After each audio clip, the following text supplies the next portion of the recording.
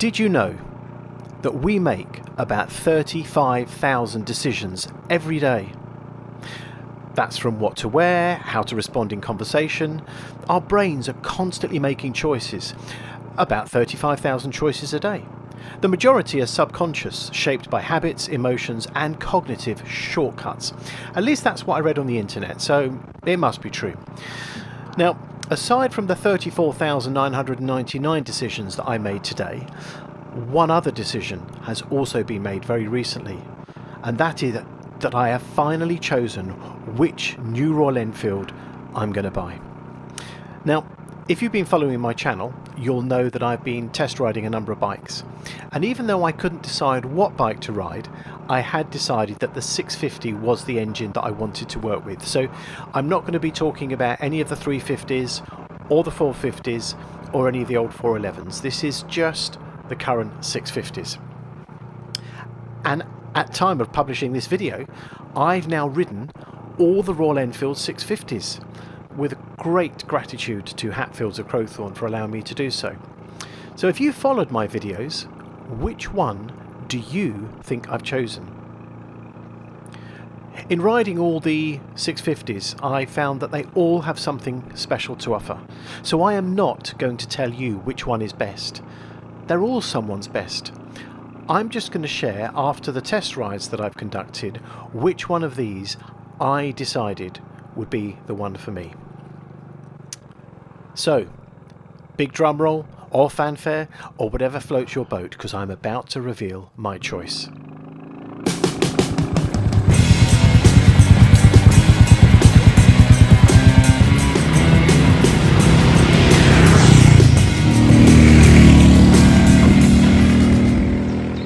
Thanks to those of you who have tuned in to all of my test rides. After all of those rides, after careful consideration, lots of thought, and deciding what it is that I actually want in a bike, the Royal Enfield 650 that I have finally chosen to buy, and I hope to be with me in the next 10 days, is the Super Meteor 650 in Interstellar Green. I am so excited.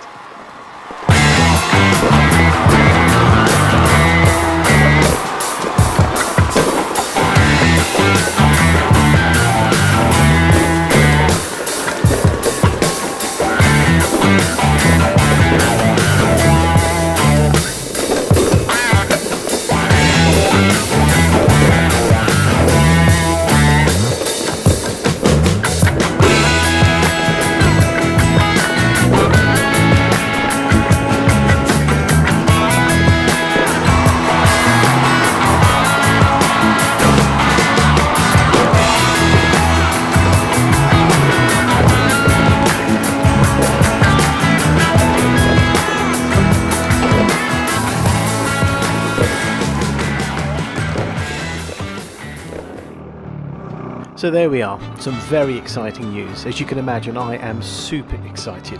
Musician on a motorbike is very pleased indeed, and can't wait for the arrival of the new medicine machine. Now what I'm going to do in this video is I am going to talk through all of the 650s that I test rode. I'm going to share a little bit about what I thought of each one, what I liked, what worked for me, what worked best for me, what I learned that I actually wanted. I'm going to talk a little bit about the looks, the style, the power, the comfort, and as I evolved my own thinking, I share with you a little bit about how I came to the conclusion that I did. But just before we get to that, let me just share a few thoughts about my thinking, if that makes sense. There's an old expression that says that great minds think alike. I've even used it myself when having a bit of fun with someone who kind of has said something and we're thinking the same thing. But in truth, I don't actually believe it. I think great minds think differently. That's what makes it great. We have different ideas, different viewpoints, different tastes.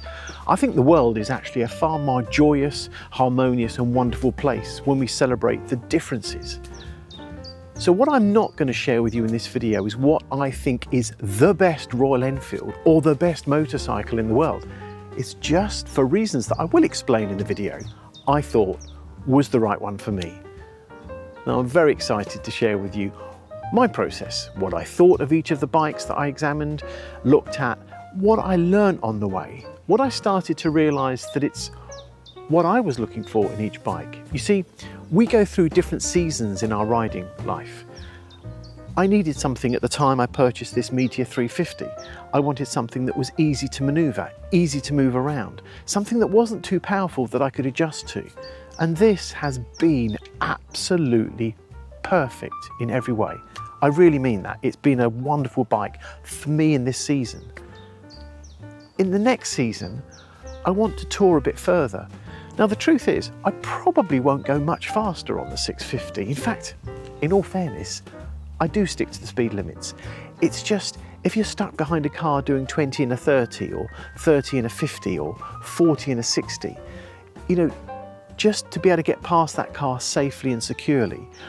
And as I'm looking to actually tour many parts of the UK, we're looking at going to Wales this year. I'd like to go down to Devon and Cornwall. I'd like to explore the north of England. You know, just having that power just means that I've got a bit of flexibility in what I do. That's all. Now the next season, there may be a next season, there may not be, and maybe I'll just stick with the next bike, who knows. But already I'm thinking that the 350 is such a great engine. I may come back to it. When I've done all my touring and cruising and traveling around on the bike, it may be that what I actually do is just settle down into a 350 again, because these are such great bikes. They're not too expensive, they're easy to manoeuvre, and they have adequate power for pretty much most of what I've needed so far, and maybe what I'll need in the next season. But for this next season, this next fun time, certainly for the next few years, I'm really excited about my next ride. Okay, so with all that said, let's start to look at the bikes that I test rode. Now the first of the 650s that I actually rode was in actual fact the Continental GT, which, a bit like the Super Meteor Interstellar Green, it just kind of like, there was something that I just loved about it. That the style, the looks, that cafe racer, that nostalgic feeling about, you know, those times when people would literally race between cafes. But it just looks such a lovely bike. I love the style, it had great power. The one that I rode had Scorpion exhaust on it, so it was a bit loud as well, and oh my goodness, that was just stunning. Absolutely loved it. Of all of the Continental GTs that I loved, my favourite colour was actually the green. I think they call it racing green. Yeah, so the Continental GT, stunning bike, absolutely superb, loved it. The next one I rode was the Interceptor. Now, to be honest with you, of all the bikes, the Interceptor has almost been like my go-to, my foundation. It's the one I always compared things against.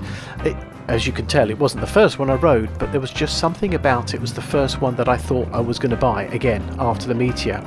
I remember being at a cafe once and a guy pulled up. To this day I couldn't tell you who he was, but we had a chat, and he had the white Interceptor, and I just thought then, oh my goodness, that is such a stunning bike. It was lovely, and I really did enjoy it. It didn't give me the passion that the Continental GT did. It didn't move my soul like the Continental GT did, but it didn't hurt my wrists as much as the Continental GT did. And that was one of the things that put me off the Continental GT. It was just the test ride that I had, I just found it was a bit awkward. Now, in all fairness, it was a test ride. I didn't have the bike for like days or weeks or months. The truth is, I could have got used to it, and I've often wondered, what if? But anyway, those are the first two. And of the Interceptor, my favourite colour actually used to be the black. I saw the white one, but the black, you know, with the two stripes at the bottom. I think it's called Sunset or something. I can't remember. Now later with the Interceptor, they brought out the Cali Green. I love that as well, the metallic one. So those were the two kind of first 650s that I rode. Now the next one that I kind of remember coming across was the Super Meteor, but I never actually rode it. As anybody who's watched my last video on that will know why, because I said it there, I'm not going to say it again, but I just let it go. So the next one that I actually rode was the Shotgun 650. And as soon as I sat on it, I just immediately felt at home. It was comfortable to sit on. The engine just purred beautifully. The sound, the feel, the turning, it was sharp. It was just an outstanding bike. Absolutely loved it. I thought it was a bike I was gonna have. I then did a video on it, but I actually did the video after I'd initially test rode it, so I already had in my mind that I really liked this bike, and yeah, that was just something that I absolutely loved. Now the next one that I then test rode was the Bear 650. Now this is the one that I was not expecting. It came very left of field, like probably many Royal Enfield fans. You keep an eye on the press, you keep an eye on the rumours, you know what's spoken about, but I just didn't see this coming. And when it came out, I was kind of like, okay, so it doesn't look anything special. And then I saw it in the flesh, and I talk about this in my video, and then I took it for a ride, and instant love, just absolutely loved that. It was just everything the Interceptor was, but where the Interceptor lacked a little of the passion that the Continental GT had, the Bear 650 had grabbed in me, and I just loved it. Its looks, its style, plenty of power. They've tweaked it a little bit. That 2-into-1 exhaust is something magical. The sound straight out the factory is quite phenomenal. I can only imagine what aftermarket exhausts might sound like a bit later, but I'll be honest with you, I probably wouldn't bother changing it if I had it. I just loved it. And even though I said at the time in my video that I would have preferred the retro dials, which I love on the Continental GT and the Interceptor, I still like the TFT display. I've heard some people say that they find it a bit too fussy, a bit too complex. Well, I actually quite like technology, and I think it's quite a nicely laid out display and design, so I did quite like that. And then after that came the Classic 650. Now this one, unlike the Bear 650, I had known about. In fact, I'd learned about this since almost the beginning of my time with Royal Enfield. I got my Meteor 350 that I'm riding today back in 2022, the beginning of 2022. It's just coming up to 3 years now, actually. And I'd already kind of looked at the Classic 650, and had times been different. I'll be honest with you, I could have chosen the Classic 650. It's such a lovely looking bike. 350 at the time. So when I heard the Classic 650 was coming out, and I thought I might want more power, it just seemed a chance to have a change, a different motor, a different engine, but obviously a different look and feel with the Classic 650 kind of style. So I've been waiting for that, and I really look forward to it. However, it took a while to come out, and because I'd been waiting for it, I kind of think I'd almost put everything else as a second in just waiting for the 650. And finally I got to ride it, and it was beautiful. I did a video on that.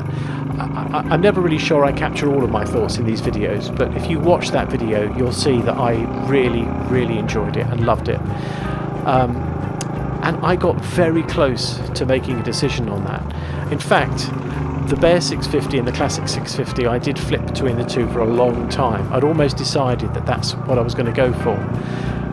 But there was just something holding me back. I don't know what it was. I think in my early videos I'd alluded to the fact that I had not quite made up my mind, and I was expecting to have made my mind up a few weeks ago, but yeah, just an intangible emotion was in there, not quite ready.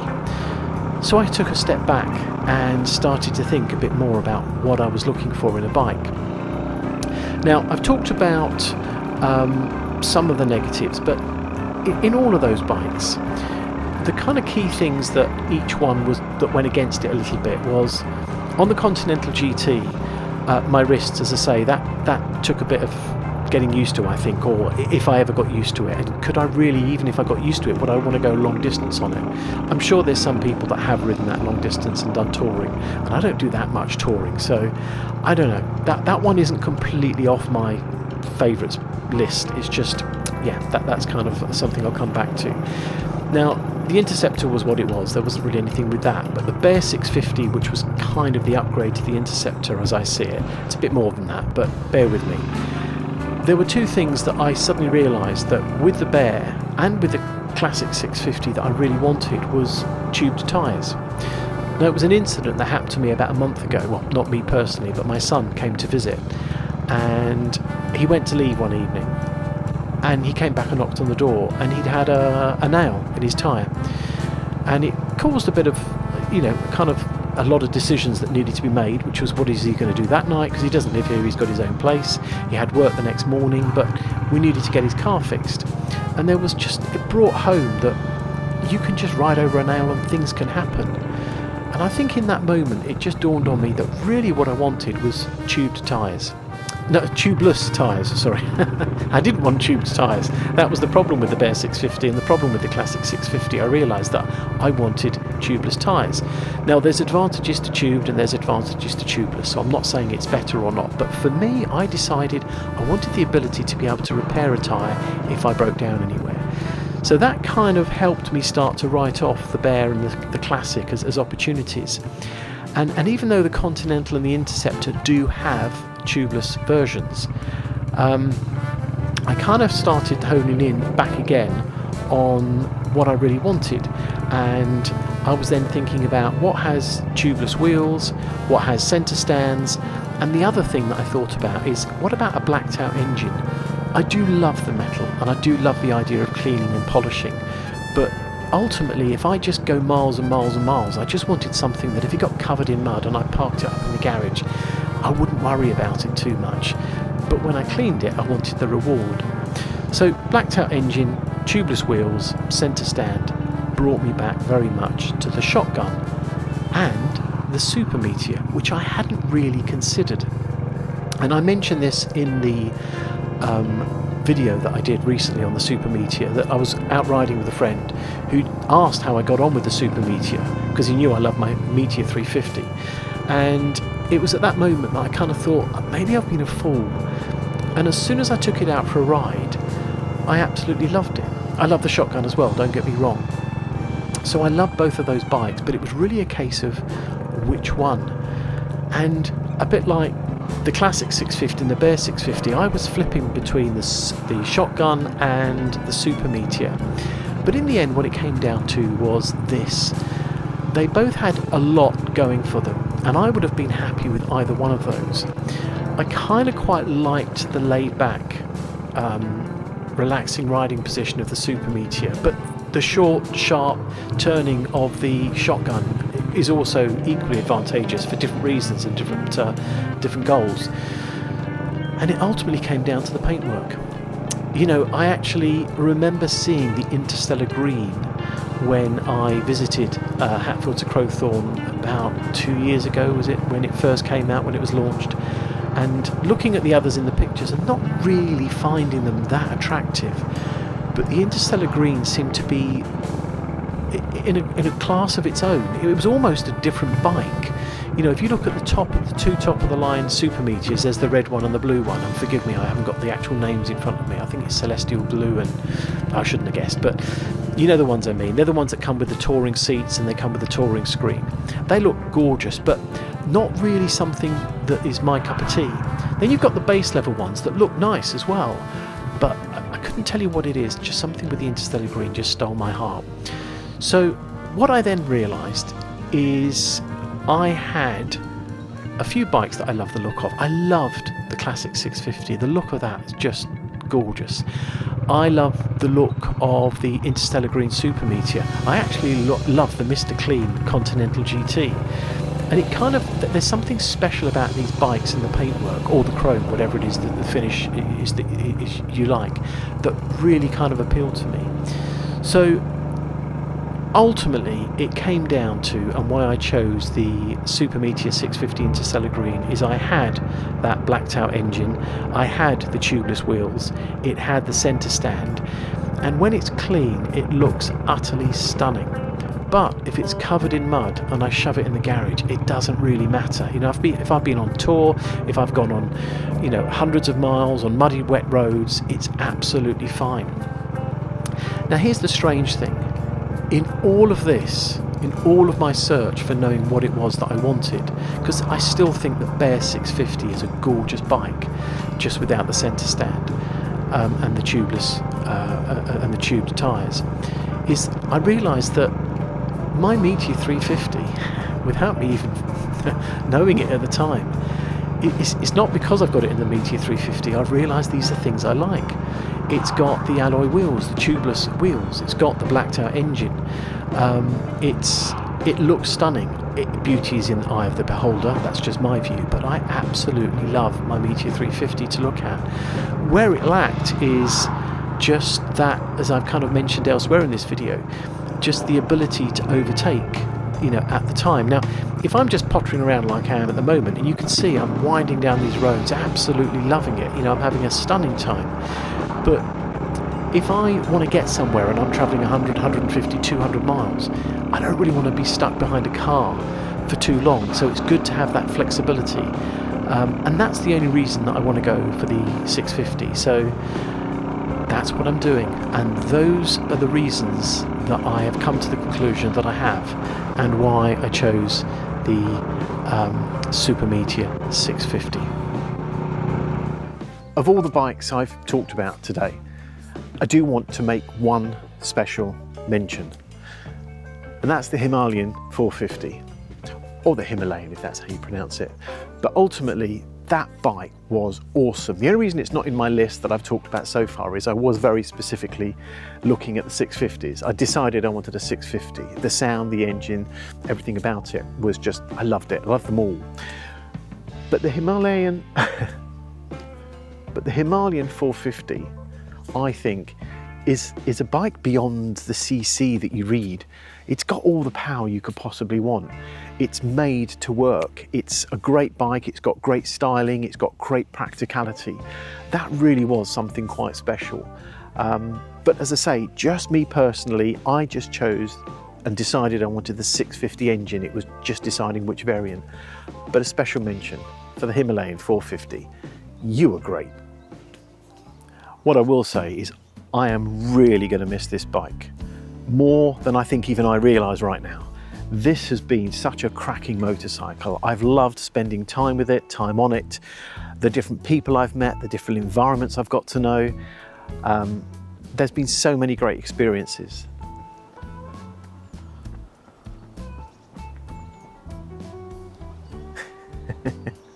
Suddenly you realise you're talking to yourself in a field.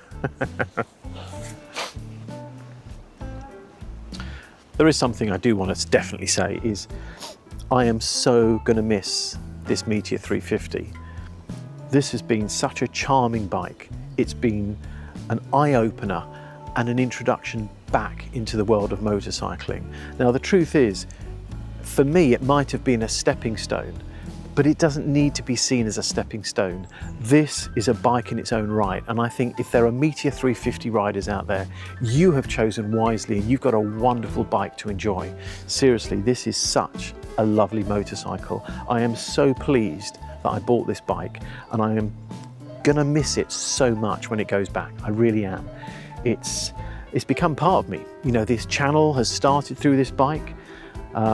It's people I've met have been through the motorcycle. I even got invited to a user group once through Royal Enfield. Now they don't know who I am in terms of musician on a motorbike.